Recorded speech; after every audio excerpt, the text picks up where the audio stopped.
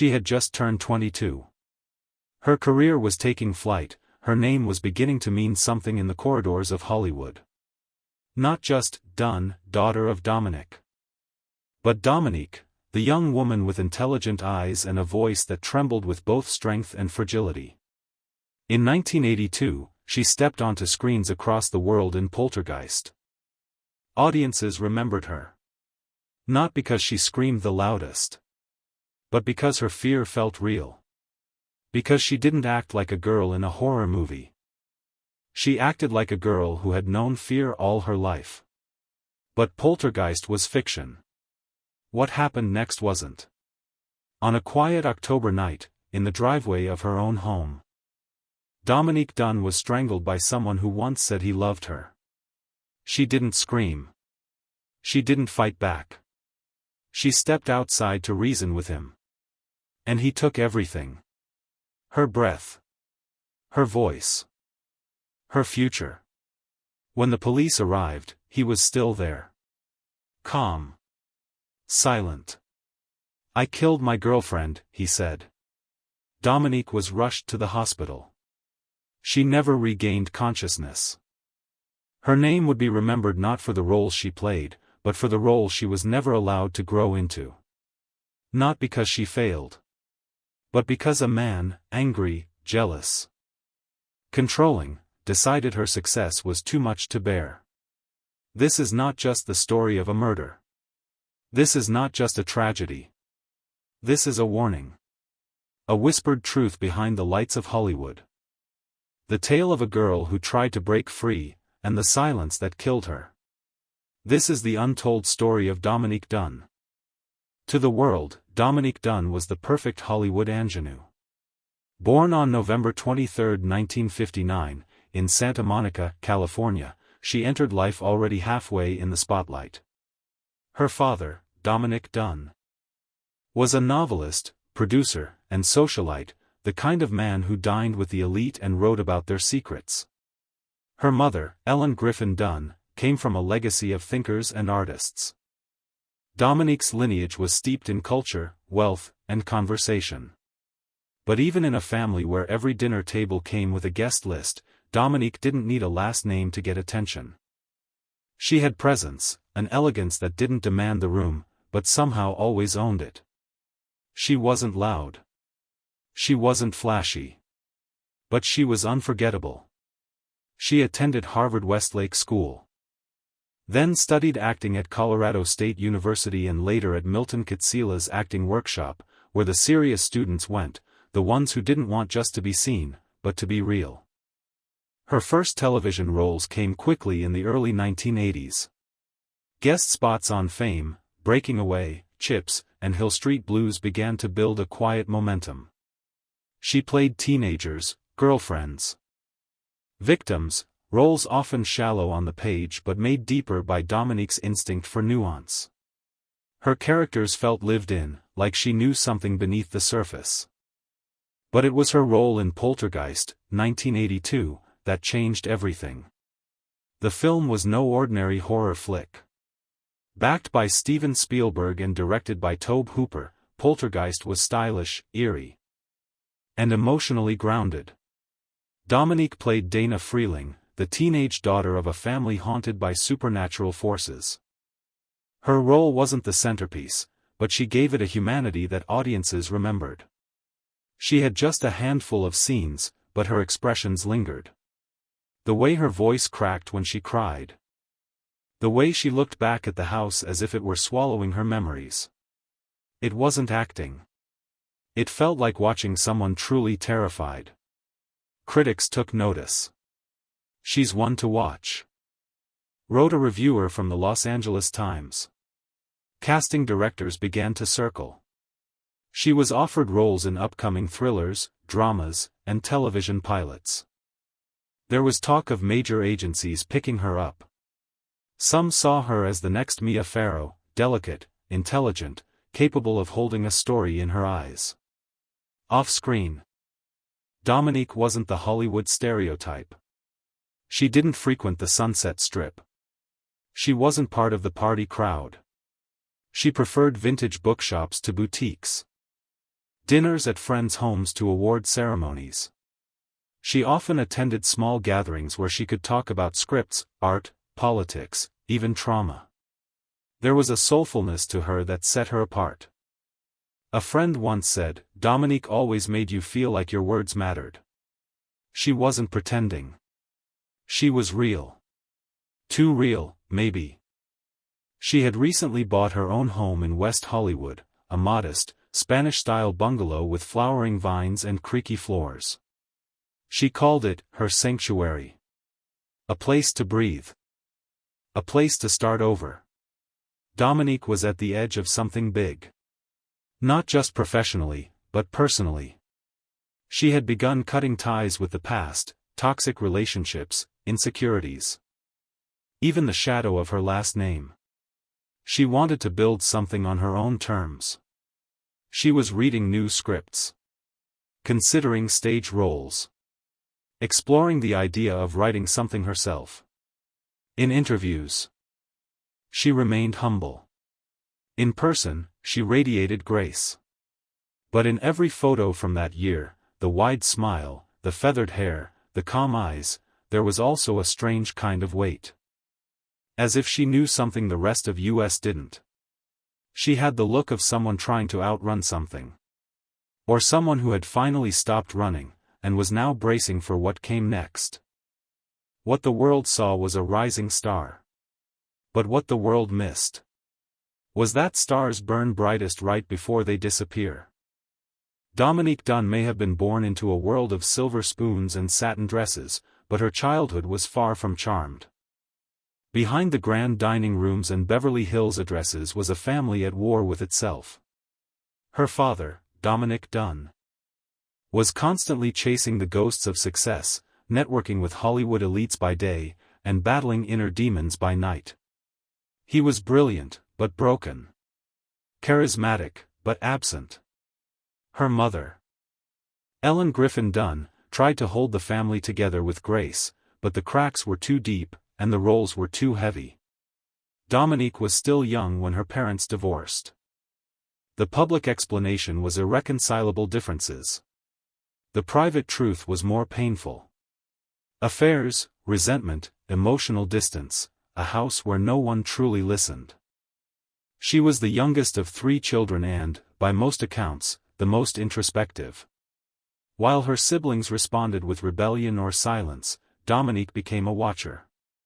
She studied faces. She adjusted her tone to avoid conflict.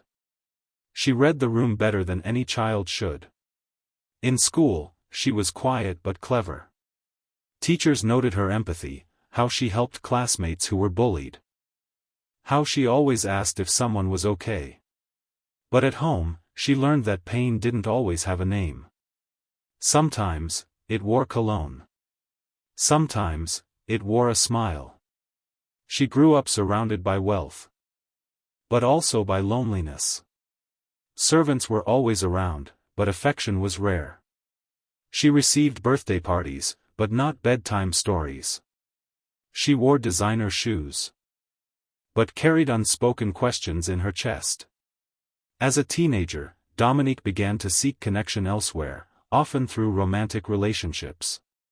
She dated boys who were older, more dominant. More certain. In them, she searched for the protection her family failed to offer. But protection often came with a price. By 1981, she met John Thomas Sweeney. He was a sous chef at the upscale restaurant Ma Maison in Los Angeles, a culinary rising star with a reputation for ambition and discipline. At first glance, he was charming. Witty. Confident. Everything Dominique thought she needed. Their relationship moved fast. Too fast. Within months, Sweeney had moved into her West Hollywood home. He showered her with affection, flowers, compliments, dinners. But gradually, affection turned into possession. Friends recalled how Dominique began to change. She stopped attending acting classes. She stopped seeing certain friends, especially male ones. Her phone calls grew shorter. Her smile, thinner. At first, she defended him. "He's just intense," she said. "He really loves me." But behind closed doors, the cracks widened. Sweeney was jealous. Volatile. He accused her of flirting. He questioned her outfits. He checked her phone. He screamed when she didn't answer quickly. Sometimes he hit her. There was a chilling incident where he yanked out chunks of her hair during an argument, enough to leave bald patches. She wore hats for days. Told people it was a styling accident. She tried to leave. More than once. But like many victims of abuse, Dominique was caught in a cycle of fear and guilt. Sweeney would apologize, cry, beg. He promised therapy. Promised to change. And Dominique, still only 21, still searching for something stable, believed him. But the abuse escalated. In August 1982, during one particularly violent episode, she escaped the house and ran barefoot to a neighbor's home, begging for help. It was a turning point. She finally told her parents. Told her friends. Told her agent. She kicked him out. She changed her locks. She told everyone, "It's over." But John Sweeney wasn't done. He began stalking her, parking outside her house. Calling from unknown numbers, leaving notes under her windshield. She reported him to police, but there was little they could do. No physical threat. No visible bruises. Just a girl with a famous last name and a frightened heart. In public, Dominique tried to move on. She smiled in meetings. Read for new roles. Rehearsed with friends. But in private, she watched the windows. She flinched at sudden knocks. And still, the industry saw none of it. To Hollywood, she was the radiant girl from Poltergeist, poised for greatness. To her abuser, she was slipping out of control. To herself, she was somewhere in between, trying to rewrite the ending before it was too late. She didn't wear her trauma on her sleeve. She wore it in the way she held her breath when the phone rang. In the way she locked every window at night. In the way she whispered, "I'm okay," when she wasn't. Dominique Dunne wasn't naive. She was surviving. But sometimes, survival isn't enough. Sometimes, the ghosts you run from, follow you home. By September of 1982, Dominique Dunne was trying to rewrite her story, and for a moment, it looked like she might succeed. She had broken free. John Sweeney had been thrown out of her house. Her friends helped change the locks. Her family offered unwavering support. She told her agent she was ready to work again. The fog of fear that had hung over her for the past year began to lift. Slowly, like morning light after a long storm. Her home, a small, white stucco bungalow on Rangeley Avenue, became a symbol of her autonomy. She planted flowers. She bought new sheets. She adopted a kitten. She told friends, "This is the first place that feels like mine." And her career? It was ready to bloom. The buzz from Poltergeist hadn't faded. The film had become one of the top-grossing movies of the year. Her performance, though brief, had stuck with casting agents. There was something raw and unsettling about the way she played Dana Freeling, something they couldn't forget. Dominique was cast in a major new science fiction series for NBC, titled V.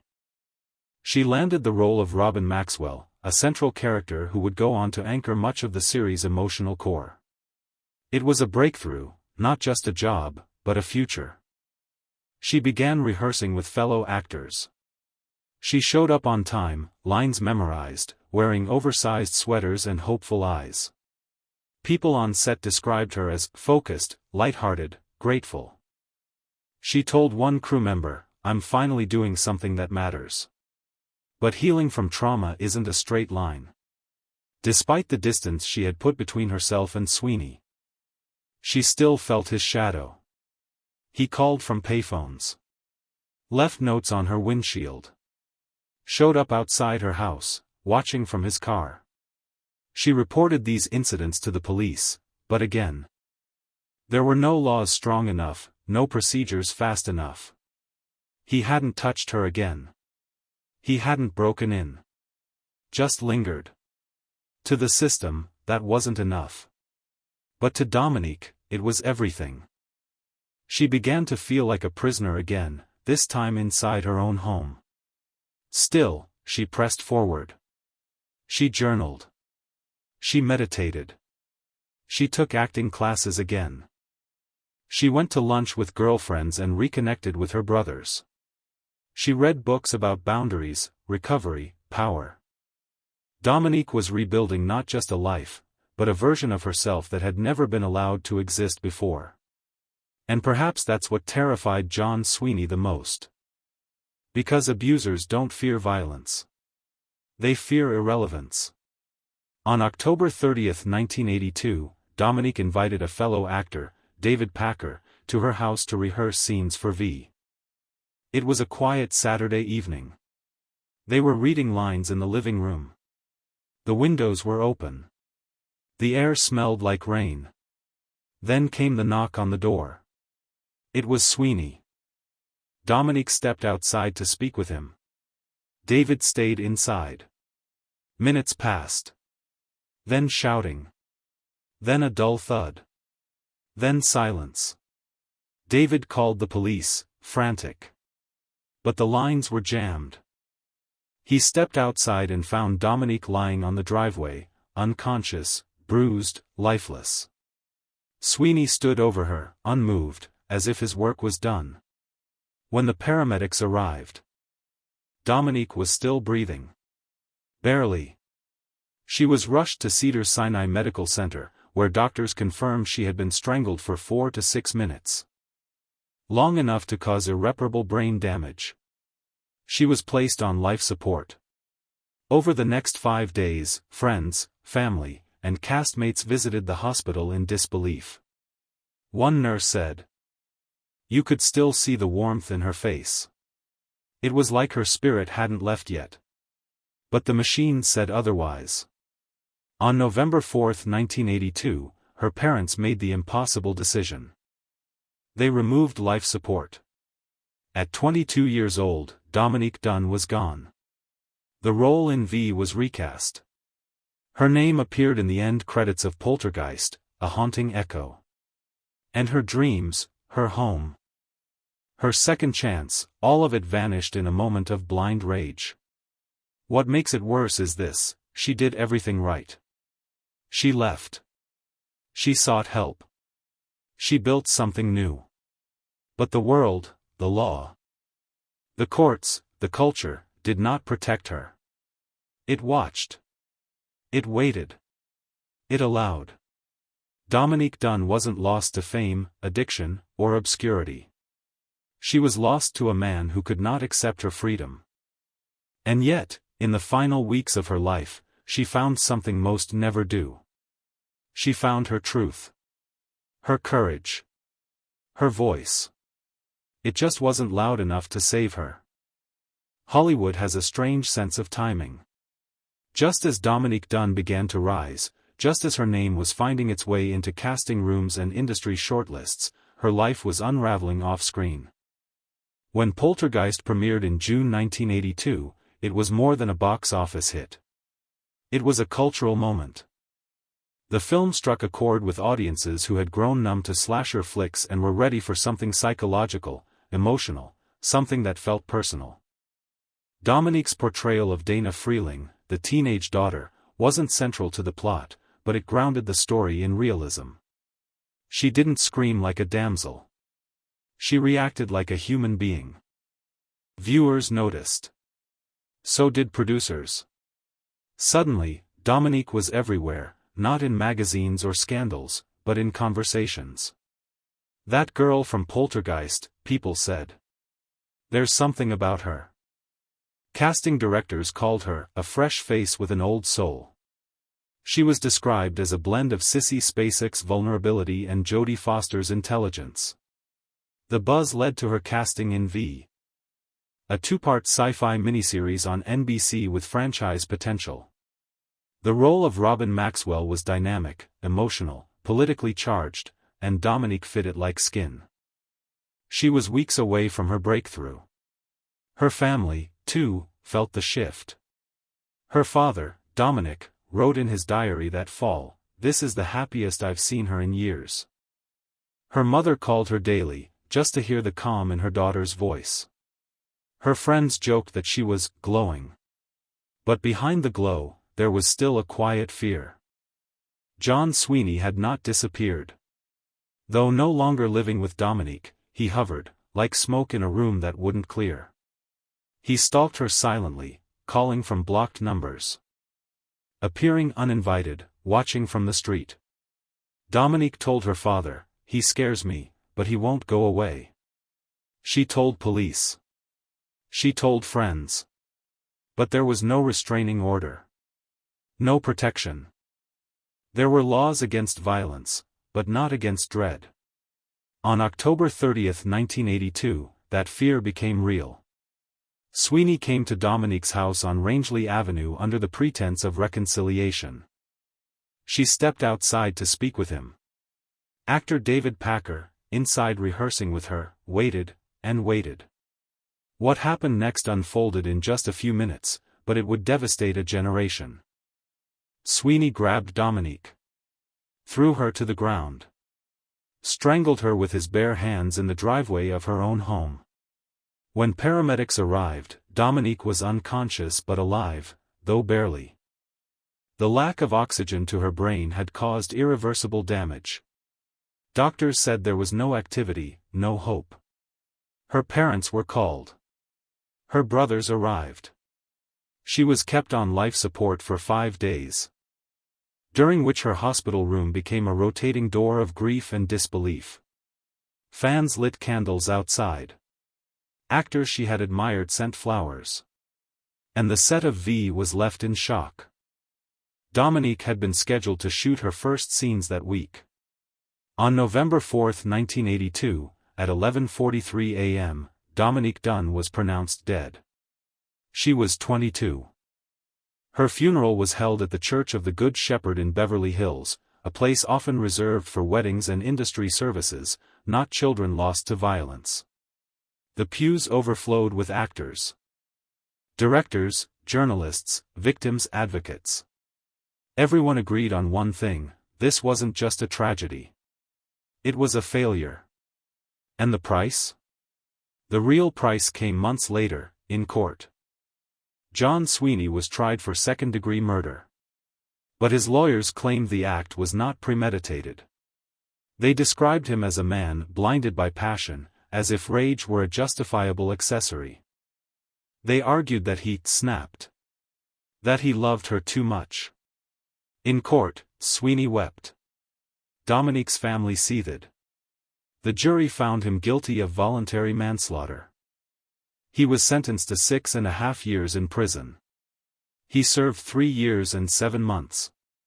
Dominique had been dead longer than he had been incarcerated. The verdict sparked outrage. Women's rights groups protested outside the courthouse. Letters poured into newspapers. Hollywood, for once, did not look away. But the damage was done. Dominique Dunne's life, and death, had been reduced to a paragraph in legal history. Her killer was free before her next birthday. She had been on the cusp of stardom. One more role. One more month, and she might have become a household name. Instead, she became a warning, a story whispered between young actresses: be careful who you love. Be careful who says they can't live without you. Because sometimes, they mean it. Dominique Dunne died without having the chance to become what she was meant to be. But in the aftermath of her murder, something else began, not a resurrection, but a reckoning. Her father. Dominique Dunne transformed his grief into fury, and then into purpose. The man who once produced light-hearted films and hosted glittering dinner parties became a chronicler of injustice. He sat in courtrooms, notebooks in hand, documenting the failures of the legal system. He wrote about Dominique's case in haunting detail. And then he wrote about others like hers, stories of power, of patriarchy, of punishment denied. In time, his writings for Vanity Fair became a national voice on crime and society. But every sentence began with the same ghost, his daughter. Victim advocacy groups used Dominique's name to raise awareness about domestic abuse. Her story became a case study in how the law protects the guilty, not the endangered. Slowly, reforms followed. Police departments began treating stalking as a warning sign. Shelters received more funding. The term, crime of passion, lost its romantic glow and began to sound like what it truly was, an excuse. And yet, for all the awareness, all the policy shifts, one thing remains heartbreakingly true. Dominique's story didn't have to end. She didn't overdose. She didn't fall from fame. She was murdered by someone who couldn't stand her independence. And the world, though it mourned, was late. But through the retelling, through the names whispered in her memory, she lives on. Not just as a cautionary tale, but as a symbol. Not of what was lost, but of what we must never lose again.